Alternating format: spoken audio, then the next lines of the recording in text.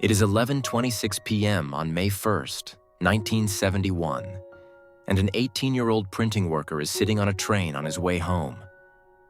Tired, the young man lets his gaze wander out the window. He has had a long day and is glad to be getting off soon. The train is passing a small station on its way to Bremen, a German city with a population of 570,000. The train leaves the small station and continues on its way to Bremen. The 18-year-old watches as trees and meadows pass by the window when suddenly something catches his eye. A young woman is standing on the grass verge, just 15 meters below the tracks. She's struggling with a man and screaming loudly for help. The printer immediately jumps up and pounds on the window, but the train continues on its way, leaving the young woman and her attacker behind in the dark. At the next stop, the young man immediately alerts the police. But when they search the area shortly afterwards, there is no trace of the woman. Did the passenger perhaps just imagine it all? Probably not, because just a few days later, a woman's body suddenly turns up at the exact spot he described. Where was it when the police searched the area before? And what happened to her? In today's video, we talk about the gruesome murder of Carmen Kampa.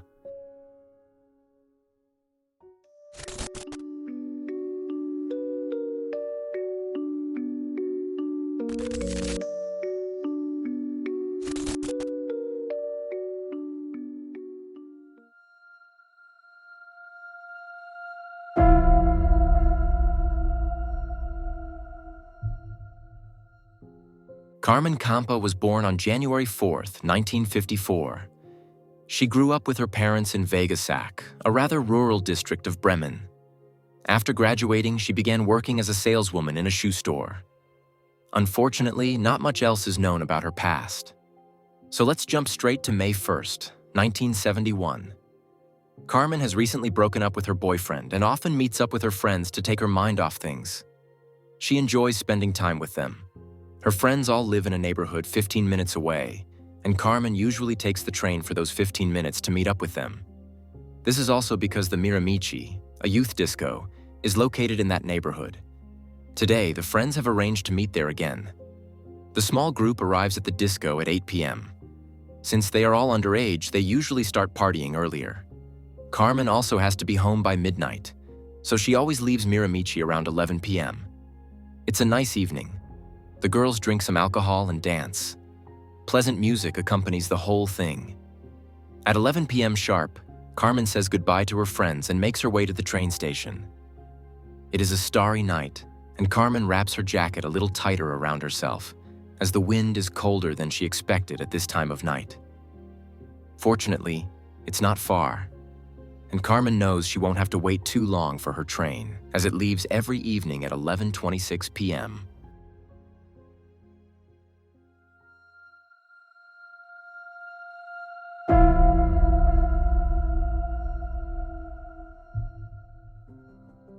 At 11:25 p.m., Mrs. Schuster is awakened from her sleep. She hears a young woman screaming nearby. The girl keeps calling out, "Please don't, please don't." Mrs. Schuster wakes her husband, and he can hear the screams too. The couple's apartment is not far from the train station. The couple alert the police, who assure them that they will send a patrol car. At around the same time, the train passes through the station. Its destination is Bremen Nord Station, which is why it does not stop in the small town. An 18-year-old printing worker is sitting on this train. The tracks are slightly elevated. Below them, a slope leads to a small green area. As the train passes by, the man looks closely at this green area and sees a young woman struggling with a man. The woman keeps screaming for help. The printer immediately jumps up and pounds on the window. But before the two can take any notice, the train has already sped on. The 18-year-old tries to alert other passengers to what he has seen and finally runs to the conductor with a request to pull the emergency brake. The conductor explains that they are already several hundred meters away and that it would take some time for the train to come to a stop. He recommends that he notify the police at the next station, 3 kilometers away. Unfortunately, there are no cell phones at this time, so they have no choice but to wait until they arrive at the station. At 11:31 p.m., just a few minutes later, they manage to alert the police from the station. The police have now received 2 calls within a few minutes describing something similar. Thanks to the printer, they even have a rough description of the person. The man is said to be around 1.8 meters tall and have dark hair. But he couldn't see anything else in the darkness. 4 minutes later, at 11:35 p.m., the police patrol arrives at the grassy area next to the station. They search the area but don't see anything unusual. Therefore, no further investigation is conducted for the time being. But that changes the next day. Carmen's father sets off for Miramichi early in the morning. He is very worried because his daughter did not come home last night, which is completely out of character for Carmen. She was always reliable and punctual. Carmen's friends were also unable to help her worried father. They could only tell him that Carmen had left the disco before them and was on her way to the train station. When he arrives in Miramichi, he only encounters the cleaning lady, who is busy cleaning up what the party-loving teenagers left behind the night before. Unfortunately, the woman is also unable to help him. Carmen's father then searches for her in the small town and questions other people, but without success. In the evening, he reports his daughter missing. At first, Carmen seems to have vanished into thin air. No one has seen her, and there are no clues as to her whereabouts. But 2 days later, at noon on May 4th, police officers find her body on the very grassy strip that the 18-year-old printer's worker described and that 2 police officers had already searched. The discovery of the body is a coincidence. Shortly before, 2 prisoners had escaped from the nearby prison. While searching for them, the investigators also passed the grass verge and found Carmen's body. Her skirt is pushed up and open. She's naked from the waist down. The subsequent autopsy confirms the assumptions. Carmen was raped. There are several knife wounds on her neck. However, these are not the cause of death. The young woman was strangled. Only afterwards was she stabbed in the neck. Carmen's handbag, bracelet, and gold chain are also missing.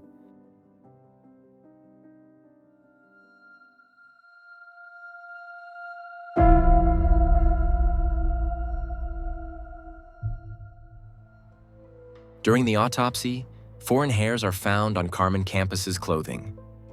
However, investigative capabilities were very limited in the 1970s, which is why forensic science could not do much with the hairs without a suspect. In the following weeks, the police leave no stone unturned in their search for witnesses and clues. In total, they managed to secure well over 1,000 pieces of evidence and interview numerous witnesses. But the multitude of statements only made the case more complex, as many witnesses contradicted each other and gave different accounts. Investigators find it increasingly difficult to distinguish between credible and implausible statements, and to determine which ones to follow up on. For example, several witnesses claim to have seen Carmen eating a bratwurst with 2 young men at a nearby snack bar before visiting the discoteca. However, it is certain that this statement cannot be true, as Carmen's stomach contents were examined, and she had not eaten anything in the hours before her death. The escaped prisoners were also found and questioned, but Carmen probably died before the night of her disappearance, which exonerated the men. The next clue leads the investigators to a nearby inn. The landlady says that on the night of the crime, a man left the inn to make his way to the train station. He was drunk and gave her his key ring with his car keys to prevent himself from driving. The next day, he wanted to pick up the keys again, but he never returned. Even weeks after the crime, the keys were still at the inn. The landlady couldn't describe the man in detail, but she said he was wearing a turtleneck sweater. And sure enough, a few days after the crime, a couple came to the police and said they had seen a man in a turtleneck sweater at the train station at the time of the crime. He caught their attention because he ran away quickly. The police managed to track down the man. His name is Otto Becker. The man is 35 years old and comes from Gröpeling, another district of Bremen. However, he is openly gay, which significantly reduces the motive for raping a woman. He explains that he did not pick up his keys because he left the pub without paying and is afraid of getting into trouble. The hair on Carmen's clothes also does not match his DNA.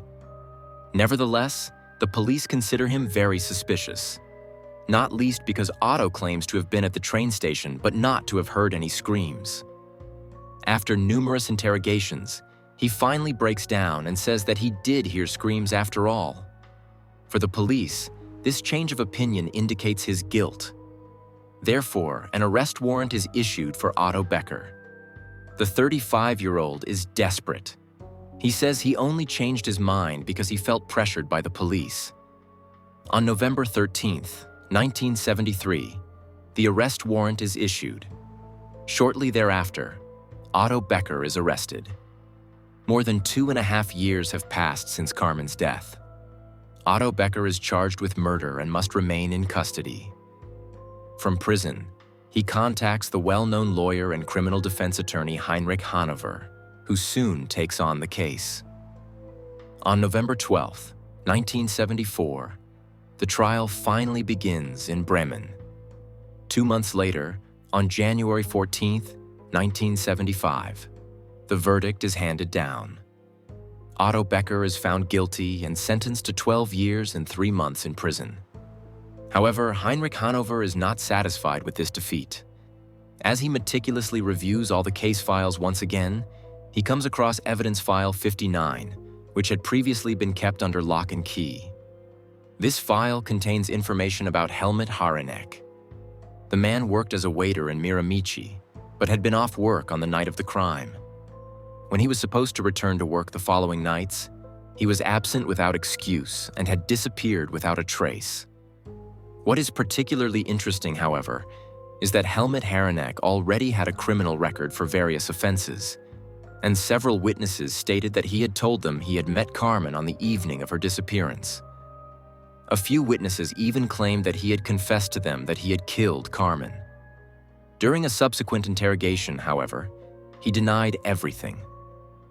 On November 4th, 1976, a new trial took place. Helmut Haranek was also summoned to appear. After several hours of witness statements and questioning, it was finally clear that there was also some evidence pointing to Helmut's guilt. It is not justified that Otto Becker is now the only one in custody for a crime that cannot be proven beyond a doubt. Otto Becker is therefore acquitted on November 28, 1976. But Helmut Haranek also remains at large, because ultimately none of the men can be proven guilty of the crime. The investigation into the Carmen Kampa case stagnates. Finally, the police have to admit defeat for the time being. They no longer know where to continue their search. In the early 1990s, most of the evidence is destroyed on the orders of the public prosecutor's office.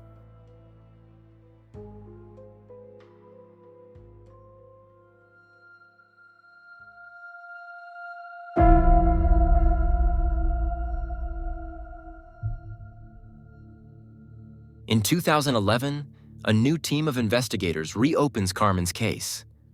All files are reviewed again, and the police look for areas where they can start afresh. They are prepared to go to great lengths to achieve this. With the help of the public prosecutor's office, they manage to hire a train for one night and travel the route that the train took at the time. They want to see with their own eyes what the 18-year-old printer's assistant was able to observe at the time. The hairs on Carmen's clothing are also re-examined. They escaped destruction as evidence because, unlike the other evidence, they were kept at the Federal Criminal Police Office. Thanks to them, it is still possible to compare the DNA of possible suspects with Carmen's clothing. Another important piece of evidence is Carmen's shoes. On the day of her death, she was wearing black patent leather shoes. It has been assumed that Carmen voluntarily went to the grassy area where she was later found to relieve herself. However, to do so, she would have had to walk across the tracks of a closed train line, as the green area could only be reached from the station via a long detour. But no scratches were found on Carmen's shoes at the time. If she had walked across the gravel, her shoes would definitely have been scratched. In April 2011, the officers reenacted the sequence of events that had been assumed for years. Several police officers in patent leather shoes walked from the platform to the grassy strip, and the result was clear. All the shoes worn during the experiment were scratched. In addition, the investigators now noticed that although Carmen's body was found on the same grass verge described by the printer at the time, it was about 100 meters away from where the fight must have taken place. The location where the body was found was not visible from the train. Carmen could have reached the spot where the struggle took place without damaging her shoes, but not from there to where she was later found. But how does it all fit together? Even if she had fled there from her attacker, her shoes would have been scratched by the gravel. So how did she cover the 100 meters? Was she carried by her killer? But then why wasn't her body found when the police patrol searched the area on the night of the crime? The investigators noticed the position in which the body was found. Carmen's arms are in an unusual position. After reenacting this situation several times, the officers realized that Carmen was probably carried there and laid down. What could be the reason why the perpetrator did not leave her at the scene of the crime? The forensic scientists come a step closer to answering this question when they examine the socks Carmen was wearing that night. They, too, escaped destruction as evidence. They contain dyed plant fibers that are usually found in doormats. After extensive tracing, the police managed to narrow down the fibers to doormats in the surrounding company buildings. In 1971, these companies were closed at night and only the security guards had access to them.